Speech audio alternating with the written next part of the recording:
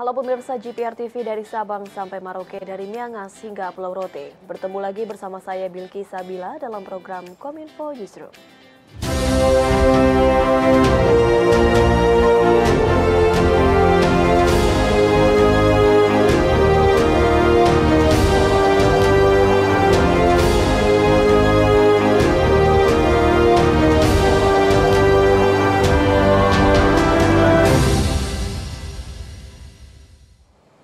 Inilah Kominfo Newsroom selengkapnya. Pemirsa, pemerintah menyatakan tetap mengupayakan berlanjutnya proyek Base Transceiver Station atau BTS untuk wilayah 3T terdepan, terpencil, dan tertinggal. Hal tersebut disampaikan langsung oleh pelaksana tugas Menteri Komunikasi dan Informatika Mahfud MD.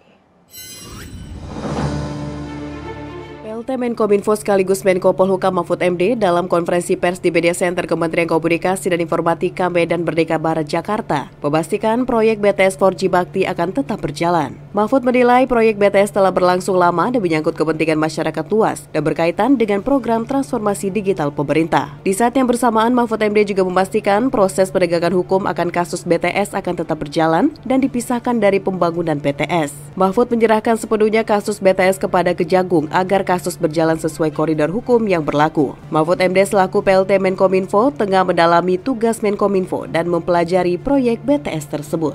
Ya, sekarang masih diusahakan untuk dilanjutkan karena itu proyek multi-years ya yang sudah berlangsung 14 tahun dan kalau tidak diteruskan ya rugi. Oleh sebab itu pisahkan, proyek itu akan jalan sebagai bagian dari strategi kebijakan nasional kita di bidang komunikasi dan informasi dengan teknologi yang canggih dan mutakhir. Bedakan juga dengan kasus hukumnya. Kasus hukum akan terus dijalankan sesuai dengan apa yang dilakukan oleh Kejaksaan Agung dan saya membuka diri sudah menghubungi Kejaksaan Agung. Silahkan aja kalau perlu informasi apa, memeriksa apa dan siapa dari Kominfo, persilahkan agar kasus itu menjadi selesai. Itu aja. Direktur Jenderal Informasi dan Komunikasi Publik Kementerian Kominfo melantik sejumlah pejabat struktural, administrator, dan pengawas unit pelaksana teknis. Pelantikan tersebut berlangsung di Gedung Kementerian Komunikasi dan Informatika Republik Indonesia, Jakarta. Dirjen IKP Kementerian Komunikasi dan Informatika Republik Indonesia, Usman Kansong pada Senin 22 Mei 2023, melantik kembali sejumlah pejabat struktural, administrator, dan pengawas unit pelaksana teknis di lingkungan Direktorat Jenderal Informasi dan Komunikasi Publik di Gedung Kementerian Komunikasi dan Informatika Republik Indonesia, Jakarta. Pelantikan ini dilakukan berdasarkan terbitnya Peraturan Menteri Komunikasi dan Informatika Nomor 5 Tahun 2022 tentang organisasi dan tata kerja Museum Penerangan dan Peraturan Menteri Komunikasi dan Informatika Nomor 13 Tahun 2022 tentang organisasi dan tata kerja Monumen Pers Nasional. Dirjen IKP berharap dengan adanya pelantikan ini nantinya akan mampu memacu semangat kerja dan dapat mewujudkan Direktorat Informasi dan Komunikasi Publik menjadi lebih profesional sebagai Government Public Relation, serta mampu menumbuhkan budaya kerja keras terutama sikap bersiap dan adaptif terhadap perubahan yang terjadi dengan cepat. Adapun pejabat yang dilantik yakni Kepala Museum Penerangan Abdullah Esos, Kasubag Tata Usaha Museum Penerangan Yulia SPD MM menjadi Kasubag Umum Museum Penerangan. Kepala Subbag Tata Usaha Museum Pers Nasional Kuncoro Marhendro Suryo SH menjadi Kasubag Umum Monumen Pers Nasional Surakarta. Saudara-saudara sekalian, pelantikan ini diharapkan dapat memacu saudara-saudari agar terus berkinerja serta dapat mewujudkan Ditjen IKP menjadi lebih profesional sebagai Government Public Relations. Dengan demikian, Ditjen IKP khususnya UPT Museum Penerangan dan UPT Monumen Pers Nasional Surakarta akan semakin meningkatkan kualitas kinerja dan memberikan manfaat yang lebih besar kepada masyarakat melalui diseminasi informasi dari berbagai media yang saat ini kita miliki. Informasi lainnya pemirsa, konferensi tingkat tinggi Group of Seven atau G7 telah usai. Pada momen tersebut Presiden Joko Widodo tampak mengadakan sejumlah pertemuan bilateral dengan sejumlah petinggi negara.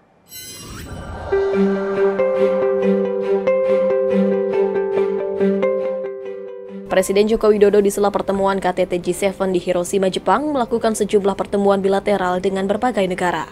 Menteri Luar Negeri Retno Marsudi dalam keterangan persnya menyampaikan, Presiden Joko Widodo mengadakan pertemuan bilateral dengan Presiden Ukraina Volodymyr Zelensky untuk membahas dukungan atas upaya-upaya perdamaian atas peperangan yang terjadi. Presiden Joko Widodo menegaskan bahwa Indonesia terus mendukung upaya perdamaian di Ukraina dan menyatakan kesiapannya untuk menjadi jembatan perdamaian. Sementara itu, Presiden Zelensky menyampaikan apresiasi atas peran Indonesia untuk mengupayakan perdamaian di Ukraina. Presiden Zelensky masih ingat bahwa Presiden Jokowi adalah salah satu dari pemimpin negara yang pertama berkunjung ke Kiev di tengah situasi sulit yang dihadapi Ukraina. Remember your visit to Ukraine. You've been one of the first who've been in Ukraine during such tough periods. These, first months of the war, they've been very difficult for us. So thank you very much. We'll never forget it. And thanks for this support. Selain dengan Ukraina, Presiden Joko Widodo juga bertemu dengan Korea Selatan. Kedua pemimpin sepakat mengenai optimalisasi Indonesia-Korea CIPA, termasuk dukungan 18 proposal Indonesia di bidang pertanian, kesehatan, kebudayaan, perikanan, otomotif, dan IT. Dalam tanggapannya, Presiden Yoon, Presiden Korea Selatan menyampaikan komitmennya terhadap investasi Korea Selatan di Indonesia.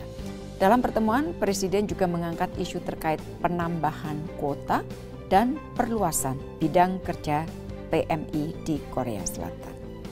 Tak hanya itu, Presiden juga mengadakan pertemuan dengan Presiden Prancis Emmanuel Macron untuk membahas keanggotaan Indonesia di Financial Action Task Force atau FATF hingga pertahanan. Presiden Jokowi menyambut baik keikutsertaan perusahaan asal Prancis pada proyek hilirisasi Indonesia dan bantuan Prancis sebesar 500 juta euro serta pembentukan Sekretariat Just Energy Transition Partnership di Indonesia. Dibahas juga keikutsertaan perusahaan Prancis di proyek hilirisasi industri Indonesia dan bantuan Prancis untuk mendukung transisi energi di Indonesia melalui AFD sebesar 500 juta euro serta Just Energy Transition Partnership atau JETP. Presiden Indonesia menyambut baik rencana joint venture antara PT Land Industries dan Thales untuk produksi bersama alutsista. Jokowi, I'm sorry. There you go.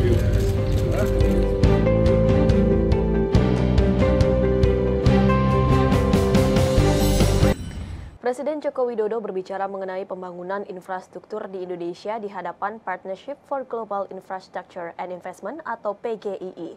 Presiden pun mengajak PGII untuk mendukung pembangunan Indonesia termasuk di Ibu Kota Baru Nusantara.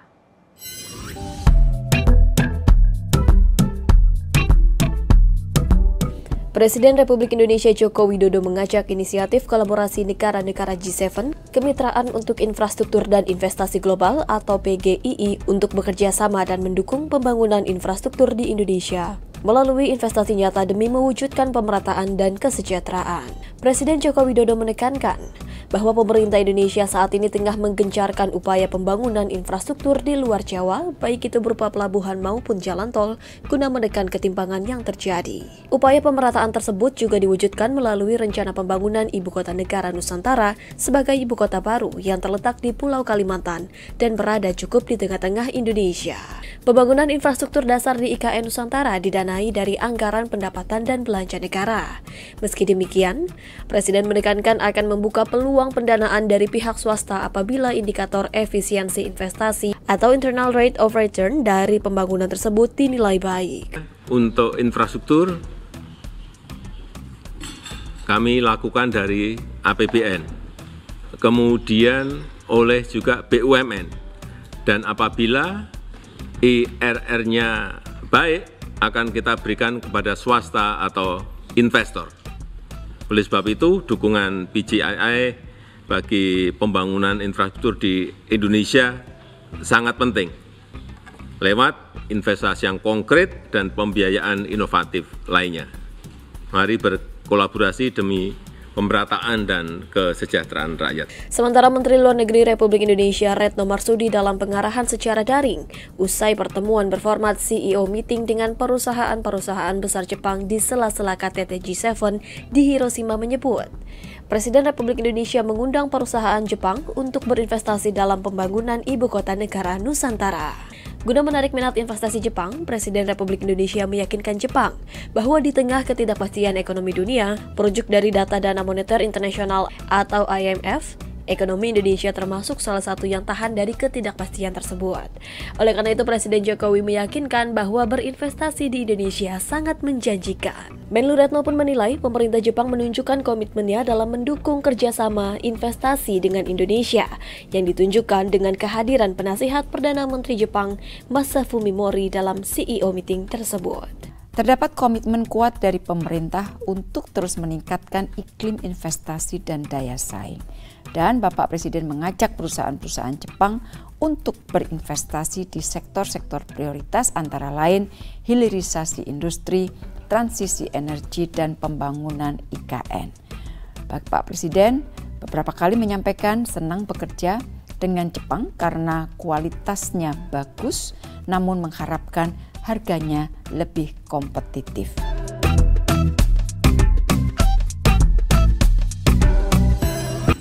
Pemirsa, usai jeda kami akan kembali dengan informasi lainnya. Tetaplah bersama kami dalam Kominfo Newsroom.